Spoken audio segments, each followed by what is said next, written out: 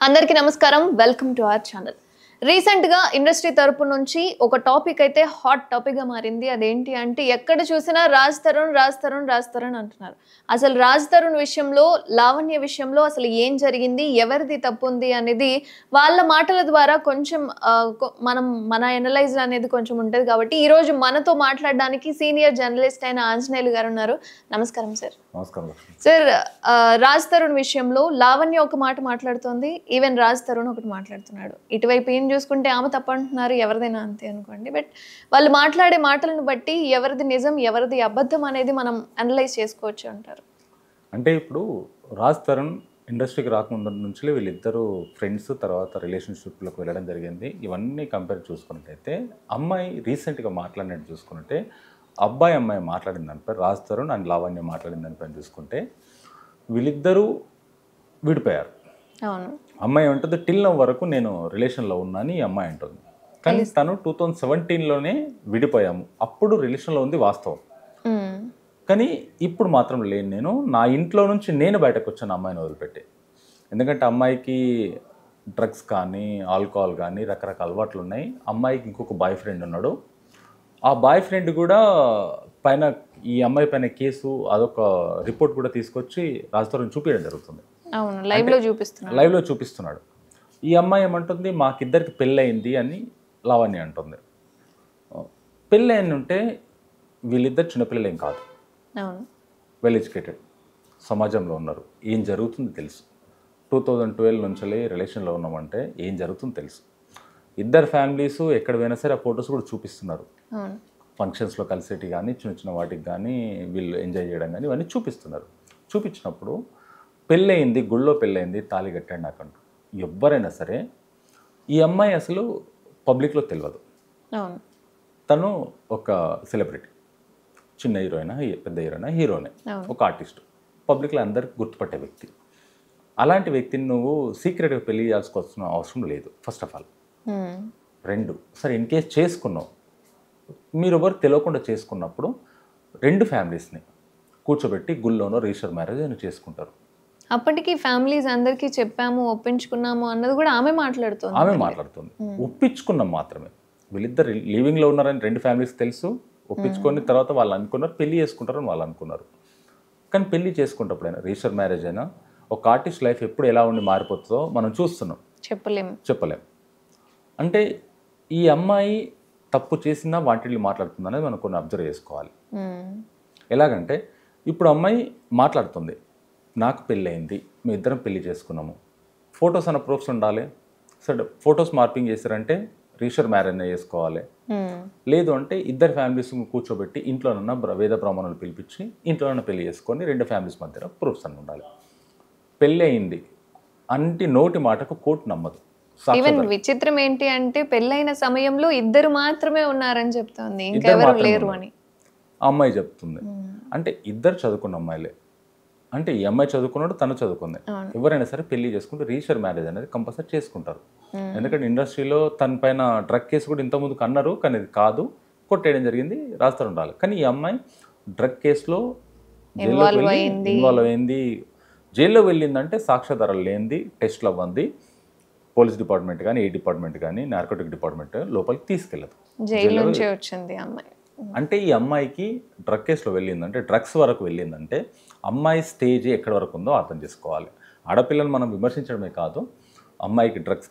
విషయంలో కానీ దాంతోపాటు ఇంకో బాయ్ ఫ్రెండ్ ఉన్నాడు ఈ అమ్మాయికి వాళ్ళిద్దరు 2017 నుంచి రిలేషన్లో ఉన్నారు అని చెప్పి రాజ్ తరుణ్ మనకు చెప్తున్నాడు ఇప్పుడు వాళ్ళ విషయం కానీ అమ్మాయి విపరీతంగా డబ్బుల్ని ఆశించేదంట కొన్ని సందర్భాల్లో ఇప్పుడు అమ్మాయిని హీరోయిన్ని చెన్నైకి వెళ్ళడానికి ఒక పర్ డే 70,000 ఖర్చు పెట్టేవాడు నాకు అడుగుతూ డబ్బులు ఇచ్చేవాడు కాదు అని చెప్పేసి ఈ అమ్మాయి మాట్లాడుతుంది మాల్వి మల్హోత్రాని కలవడానికి చెన్నైకి వెళ్ళేవాడు రాజ్ తరుణ్ అని చెప్పేసి లావణ్య మాట్లాడుతుంది ఇటు చూసుకున్నట్టయితే లావణ్య మాట్లాడుతున్నప్పుడు ఈ అమ్మాయి ఫేస్లో ఆర్గెంట్ అగ్రెసివ్నెస్ అంటే ఈ అబ్బాయి పోతే నా బ్యాంక్ ఎక్కడ మిస్ అవుతుందో అన్న ఫీలింగ్లో ఉంది అమ్మాయి అక్కడ నిజాలు అబద్ధాలు అనేది కోడ్ చూసుకుంటుంది ఎదుటి వాళ్ళు మాట్లాడుతున్నప్పుడు కావాలి తినేమంటున్నాడు రాజ్ తరుణ్ ఏమంటాడు అంటే అమ్మాయిని భరించలేక అమ్మాయికి డబ్బు పెట్టి నా వల్ల కాక నా సొంత ఇంట్లో నుంచి నేనే బయటకు వచ్చా వాళ్ళని తట్టుకోలేక వాళ్ళ బెదిరింపు కానీ వాళ్ళ టార్చర్ తట్టుకోలేక నా ముందే వాళ్ళ బాయ్ ఫ్రెండ్తో రిలేషన్లో ఉండేది, తను రకరకాల చేసుకునే వాళ్ళు నా ముందే జరిగేది. కానీ నన్ను టార్చర్ చూపించేది. ఆ టార్చర్ భరించలేకని బయటకు వచ్చాను. కానీ పెళ్ళి మాకేం అవ్వలేదు అని చెప్పేసి అమ్మాయి చెప్తున్నాడు. అమ్మాయి ఏమో నేను అబ్బాయి రాజతరుణ్ లేనిది నేను ఉండలేను అన్నప్పుడు నువ్వు పబ్లిక్లోకి వచ్చిన తర్వాత ఆల్రెడీ ఒక సెలబ్రిటీ పబ్లిక్ ఫిగర్ని నువ్వు పబ్లిక్ వచ్చి రోడ్డు మీదకి లాగిన తర్వాత ఏ అబ్బాయి అయినా సరే నీతో ఎలా ఉంటాడు, ఎలా పెళ్లి చేసుకుంటాడు, నువ్వు కోర్టుకు లాగిన తర్వాత నీతో ఎలా కలిసి ఉంటాడు, జీవితంలో సంసార బంధంలో ఎలా కలిసి ఉంటారు. ఈరోజు రేపైనా కూడా వస్తుంది కదా, నువ్వు వచ్చే ముందన్నా ఆలోచించుకోవాలి. అంటే అమ్మాయి అంటుంది ఇప్పటి వరకు చాలా మంది అమ్మాయిలతో ఇలా అఫైర్ పెట్టుకున్నాడు, మాట్లాడుతూ గొడవలు అవుతూ ఉన్నాయి, అంటిల్ లాస్ట్ ఇంకా నేను నిన్ను వదిలేస్తున్నాను అని ఫిక్స్ అయిపోయాడు, అందుకే నేను బయటకు వచ్చాను అన్నట్లు అమ్మాయి మాట్లాడుతుంది. ఈయనేమంటుంటే 2017లో వదిలేశాను నేను. ఆర్టిస్టులు అన్నప్పుడు మామూలుగా మాట్లాడతారు, కలిసి తిరుగుతుంటారు, కలిసి పార్టీలకు వెళ్తుంటారు. తప్పు చేశారనేది వాళ్ళిద్దరికి తెలుసు, తప్పు చేశారో చేయలేదని అబ్బాయి అమ్మాయికి ఆర్టిస్టులకు వాళ్ళకి తెలుసు. కానీ ఆర్టిస్టు ఫిల్మ్ ఇండస్ట్రీలో ఉన్న వాళ్ళు చాలామంది హీరోయిన్స్ అయినా సరే ఫోన్లు మాట్లాడడం కానీ, ఫ్రెండ్స్గా ఉండడం కానీ, పార్టీస్లకు వెళ్ళడం కానీ, ఫోన్లు మాట్లాడుకోవడం, రెగ్యులర్గా తిరగడం కామన్ అది. అలాంటిది నువ్వు వాళ్ళిద్దరికి వేరే ఆర్టిస్టులతోటి ఈ ఆర్టిస్ట్కి రాజతరుణ్కి వేరే అమ్మాయిలకి ఎబ్బా పటేల్ కూడా ఉంది అని చెప్పేసి మాట్లాడుతుంది కొన్ని సందర్భాల్లో. వీళ్ళందరికీ ఎఫ్ఐఆర్ కనెక్ట్ చేయడం, ఎఫ్ఐఆర్ క్రియేట్ చేయడం అనేది ఎంతవరకు కరెక్ట్ అనేది అమ్మాయికి తెలవాలి. అంటే దీంట్లో ఈ అమ్మాయిని లాగకుండా మనోత్రనే లాగకుండా ఇంకా చాలామందిని అమ్మాయిని లాగుతుంది ఆల్రెడీ. కానీ ఇది అమ్మాయి ఆల్రెడీ మళ్ళీ ఎఫ్ఐఆర్ పెట్టడం జరిగింది ఈ అమ్మాయి పైన, నాకు సంబంధం లేని విషయాలు లాగడం అనేది. ఎందుకంటే పోలీసు వాళ్ళు కూడా డైరెక్ట్ ఎలాంటి యాక్షన్ తీసుకోరు. సాక్ష్యాధారాలు ఏమున్నాయి, ఈ అమ్మాయి చెప్పింది ఏంటి, పెళ్ళి అవుతుందంటే లివింగ్లో ఉన్నారు తప్ప దాంట్లో, కానీ నీకు ఎలాంటి సాక్ష్యాలు లేవు. సార్ నాకు ఇంకొక సందేహం ఏంటి అంటే, ఇన్ని రోజుల్లో మేము ఇప్పటి వరకు మేము రిలేషన్లోనే ఉన్నాము అని అంటుంది. మరి ఇన్ని రోజులు రిలేషన్లో ఉన్నప్పుడు ఒక కాల్, మెసేజ్, లేకపోతే వీడియో కాల్, ఏదో ఒకటి ఒక సిమ్టమ్ అనేది ఉంటుంది కదా మాట్లాడుకుంటున్నప్పుడు. సరే ఈరోజు మేము ఇది మాట్లాడుకున్నాము, లేదా ఈరోజు ఈ కాల్స్ ఉన్నాయి, ఇన్ని గంటలు ఉన్నాయి, లేదా ఇప్పుడు వచ్చావా, వెళ్ళావా, తిన్నావా, మాట్లాడుకున్నాము, ఇది కూడా ఒక ప్రూఫే కదా మేము ఇంకా కాంటాక్ట్ లో. రాజతరుణ్ లావణ్య దిగిన ఫోటోస్ కానీ వీడియోస్ కానీ మామూలుగా జనరల్గా ఉన్నాయి. అంటే ఈ రోజు వరకు ఉన్నాము అనడానికి నిన్న మార్నింగ్ అయినా ఏం చేస్తున్నావు, ఆర్ ఎల్స్ మంత్ ముందైనా ఏం చేస్తున్నావు అనేది మెసేంజర్స్ ఉంటాయి కదా, ఎలా నిరూపించుకోను అని ఆమె రిటర్న్ క్వశ్చన్ వేస్తున్నారు. తనేమంటుంటే 2017 నుంచి ఇప్పటి వరకు అమ్మాయికి నాకు ఎలాంటి రిలేషన్స్ లేవు, కాకపోతే మధ్యలో అమ్మాయి బెదిరిస్తున్నా నేను డబ్బు పంపిస్తున్నాను తప్ప, కానీ అమ్మాయికి నాకు ఎలాంటిది లేదు అని చెప్పేసి రాజతరుణ్ చెప్తుండే. ఈ అమ్మాయి ఏమో టిల్ నౌ నేను జైలుకు పోయి వచ్చేంత వరకు కూడా నేను రిలేషన్ కాంటాక్ట్లో ఉన్నా అని చెప్తుంది. కానీ రికార్డ్స్ అడిగితే మాత్రం నేను ఇస్తాను ఉంటుంది తప్ప వీయట్లేదు, చూపించట్లేదు. ఎలా నిరూపించుకోవాలి నిరూపించుకోవాలంటుంది, పెళ్ళిని ఎలా నిరూపించుకోవాలంటుంది. ఎంత అయినా సరే చదువుకోని వాళ్ళైనా సరే పెళ్ళి చేసుకున్నప్పుడు ఫొటోస్ తీసుకుంటారు. గుళ్ళో వేసుకున్నా సరే వేద బ్రాహ్మణంతో ఒక ఫోటో అనేది తీసుకుంటారు, 2 ఫొటోస్ అనేది తీసుకుంటారు. ఎంత బుద్ధి తక్కువ వాళ్ళైనా సరే గుడిసెలో ఉన్న వాళ్ళైనా సరే తీసుకుంటారు. ఇంకొక విషయం ఏంటంటే, ఇట్లా ఇండస్ట్రీలోకి పబ్లిసిటీ అయిపోయి ఇంత ప్రచారం జరిగి చాలా పకడ్బందీగా రెడీ అయిపోయి వచ్చింది. ఇంకా నేను ఖచ్చితంగా రాజతరుణ్ గురించి చెప్పాలి, అది అన్యాయమో న్యాయమో వాట్ ఎవర్. ఇంకా బయటకు వచ్చేసిన తర్వాత నేను పెళ్లి చేసుకున్నాను, ఆ ఫోటోలు బ్యాకప్లో ఉన్నాయి, వెతకాలి చూద్దాము అని అంటే ఎవరు వెయిట్ చేస్తారు? అంతా అది కంటిన్యూ అయిపోతుంది సార్, ఎవరు నమ్మరు.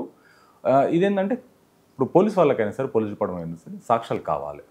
నువ్వు ఒక రిపోర్ట్ ఇవ్వగానే తీసుకెళ్ళి నేను పోలీస్ స్టేషన్లో కూర్చోబెట్టారు, జైలుకి కోర్టుకు సబ్మిట్ చేయరు. వాళ్ళు కూడా ఎంక్వైరీ చేసి సాక్ష్యాధారాలు తీసుకొని సబ్మిట్ చేస్తారు. నీ దగ్గర ఎలాంటి ప్రూఫ్స్ లేవు, కలిసి ఉన్నారు. తను కూడా అంటాడు లివింగ్ రిలేషన్షిప్లో ఉన్నాం, విడిపోయినాం, ఇష్టం ఉంటే ఉండొచ్చు అని కోర్టే చెప్పేది. ఉన్నారు, విడిపోయిన తర్వాత తినకు ఎలాంటి ఎఫెక్ట్ లేదు. కానీ అమ్మాయి ఇప్పుడు మీడియా ముందుకు వచ్చి లైమ్లైట్లోకి వచ్చి నేను చేసిన అనడం రేపు పొద్దున అమ్మాయి లైఫ్కే థ్రెట్ అంటే రేపు పొద్దున పెళ్ళి ఎవరైనా చేసుకోవాలన్నా సరే, ఇంకేదైనా జరగాలన్నా సరే అమ్మాయికి చాలాసార్లు ఇబ్బందులు ఉంటాయి. ఒక ఆడపిల్ల బయటకు వచ్చిన సమాజంలో అంటే నువ్వు మంచితనానికి కష్టపడడానికి బయటకు రావు. నేను ఆల్రెడీ ఇన్ని సంవత్సరాలు వేరే వాళ్ళతో సంసారం చేశాను, ఇప్పుడు ఇంకోళ్ళని పెళ్లి చేసుకుంటా అంటే సమాజంలో దీన్ని ఒప్పుకోవడం చాలా తక్కువ. విచిత్రం ఏంటంటే, ఇంత రెడీ అయిపోయిన తర్వాత కనీసం సాక్ష్యాలు లేకుండా వెతకాలి, చూడాలి, చెయ్యాలి అంటే ఇందులో ఎవరి చెవులో పూలు పట్టాలనుకుంటున్నారో అర్థం కావట్లేదు. అంటే అమాయకత్వం అనుకోవచ్చా, లేకుంటే డ్రగ్స్ కేసులో ఉంది కాబట్టి మళ్ళీ డ్రగ్స్ తీసుకొని వచ్చి కూర్చుంటుందా, మీడియా ముందు మాట్లాడుతుందా అర్థం కావట్లేదు. కూర్చున్నప్పుడు 100% సాక్ష్యాధారాలు పెట్టుకోవాలి. 4 ఫొటోస్ మేము ఇన్ని సంవత్సరాలు కలిసి ఉన్నాము, 4 ఫొటోస్ పెట్టుకుంటే సరిపోదు. అవును. నువ్వు సరే వల్గారిటీగా తను నేను అరేంజ్ చేసినట్టు, లేకుంటే నిన్ను కొట్టినట్టు, లేకుంటే హింస పెట్టినట్టు ఏదైనా ఫొటోస్ ఉన్నాయా, దానిపైన యాక్షన్ తీసుకుంటారు. ఇద్దరు చెప్తున్నారు లివింగ్లో ఉన్నాం అని చెప్పేసి. మీరు రొమాంటిక్ ఫొటోస్ మాత్రమే కనిపిస్తున్నాయి, అవే చూపిస్తున్నాం. ఏం నమ్ముతుంది కోర్టు? ఇక్కడ మంచిగా ఉన్నారు, హాయిగా ఉన్నారు, వీడి పేరు కదా, అంతే. ఎవరికైనా ఎఫెక్ట్ ఉండదు, కానీ అమ్మాయికే ఇబ్బంది. తను మళ్ళీ కెరియర్కు ఎలాంటి ఎఫెక్ట్ పడదు నాకు తెలిసి రాజ్ తరుణ్కి. ఈ అమ్మాయి కెరియర్కే కొద్ది ఇబ్బంది అవుతుంది. ఈవెన్ మాల్వి మల్హోత్రా మీద కూడా ఒక నెగిటివ్ ఇంప్రెషన్, ఇందులో ఎంతవరకు కరెక్ట్ ఉంది, ఎంతవరకు అబద్ధం ఉంది అన్నది మనకు తెలియదు, కానీ మాల్వి మల్హోత్రాని మాత్రం పూర్తిగా ఈ ఇష్యూలోకి తీసుకొచ్చారు. పూర్తిగా అమ్మాయి రిలేషన్లో తినతోటి ఉంది, అందుకే నేను మళ్ళీ బయటకు వచ్చి మాట్లాడుతున్నా అని చెప్తుంది. కానీ అమ్మాయి ఏమంటుందంటే, ఒక ఆర్టిస్ట్ కలిసి వర్క్ చేసినప్పుడు మాట్లాడుతుంటారు, ఎక్కడైనా అవసరం, షూట్కి అవసరం ఉన్నప్పుడు కానీ, లేదా ప్రమోషన్స్ అవసరం ఉన్నప్పుడు కానీ మాట్లాడుతుంటారు. ఒక 1-2 ఇయర్స్ వరకు రెగ్యులర్గా మాట్లాడుతుంటారు, అది కామన్. అది అలాంటిది నువ్వు రిలేషన్షిప్ అంటగట్టడం అనేది, రిలేషన్షిప్లో ఉన్నట్టు ఏదైనా ప్రూఫ్స్ ఉంటే ముందు పెట్టు. బర్త్డే కేక్ కట్ చేశారంటే బర్త్డే అన్నప్పుడు ఫ్రెండ్స్ వస్తారు, రిలేషన్లో వస్తారు, ఆఫీస్ స్టాఫ్ వస్తారు, ఎవరైనా వస్తారు, కేక్ కట్ చేస్తారు, అది కామన్. చిన్న చిన్న విషయాలను కూడా హైలైట్ చేసి చూపించడము.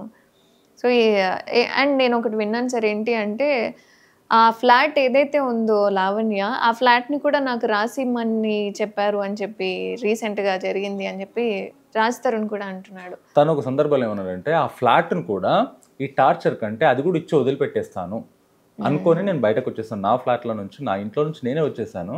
కానీ నా పెట్స్ అంటే నాకు ఇష్టము, నా కుక్కలు అంటే నాకు ఇష్టం, వాటిని వదిలిపెట్టలేకపోతున్నా. ఫ్లాట్ పోయినా పర్లేదు, నేను బాగుండి ఇంకోటైనా కొనుక్కుంటా, కానీ ఆ టార్చర్ నాకు వద్దనే బయటకు వచ్చిన వాడిని నేను. పోయినా పర్లేదు, వదిలిపెట్టుకుందాం అనుకున్నా అది కూడా. కానీ ఇప్పుడు అది కూడా వదిలిపెట్టుకొని అది నేను తీసేసుకుంటా. ఇక్కడ దాకా వచ్చింది కదా. కోర్టుకైనా, పోలీసు వాళ్ళకైనా, దేనికైనా సరే సాక్ష్యాధారాలు కంపల్సరీ. ఈ అమ్మాయి దగ్గర ఇప్పటివరకు మనకు చూపించిన దాన్ని బట్టి చూసుకున్నట్టయితే ఎలాంటి సాక్ష్యాధారాలు లేవు ఈ అమ్మాయి దగ్గర. కేవలం ఫొటోస్ మాత్రం, కేవలం ఫొటోస్. అవి కూడా మీరిద్దరు రొమాంటిక్గా ఉన్న ఫొటోస్ అవి మాత్రమే ఉన్నాయి. నేను హెరాస్ చేసినట్టు కానీ, దాన్ని టార్చర్ పెట్టినట్టు కానీ, హింసించినట్టు కానీ, మీ పెళ్లి ఫొటోస్ కానీ, వేరే అమ్మాయితో రిలేషన్షిప్లో ఉన్నప్పుడు ఆ రిలేషన్షిప్ ఫొటోస్ కానీ, బర్త్డే ఫొటోస్ ఎవరి ఉంటాయి, కామన్గా ఉంటాయి. బర్త్డే ఫొటోస్ అనేవి కామన్గా ఉంటాయి. వీటన్నిటిని పరిగణలోకి కోర్టు తీసుకోదు, పోలీసు వాళ్ళు తీసుకోరు. కానీ ఇది నాకు తెలిసి యాజ్ సూన్ యాజ్ పాసిబుల్ వీళ్ళని తొందరగా కేసు కొట్టేయడం కూడా జరుగుతుంది. కోర్టుకు వెళ్ళిన తర్వాత 1 డేలో కొట్టేస్తారు ఈ కేసును కూడా. Thank you sir. Thank you.